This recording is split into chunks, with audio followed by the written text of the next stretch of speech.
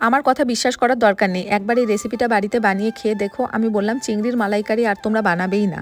তো আজকে চিংড়িগুলো একটু ছোট সাইজের ঠিকই, কিন্তু খেতে খুবই ভালো হয়েছিল। আজকে বানাচ্ছি প্রন বাটার মশলা। এর আগে আমরা চিকেন পনির বাটার মশলা করেছি, কিন্তু আজকে একটু প্রথমবার ট্রাই করছি, দেখি কেমন হয় খেতে। কিন্তু সত্যি কথা বলতে গেলে খুব ভালো হয়েছিল।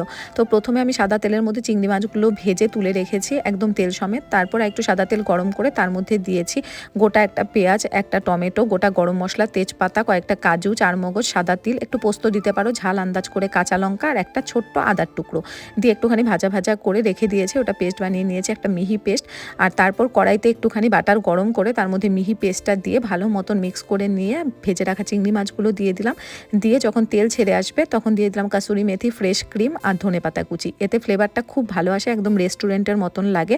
তারপর আরেকটু ফ্রেশ ক্রিম দিয়ে নামিয়ে নিলাম। রেসিপিটা ভালো লাগলে অবশ্যই লাইক করো, আর অবশ্যই আমি বলবো একদিন বাড়িতে তোমরা এইভাবে বানিয়ে খেয়ে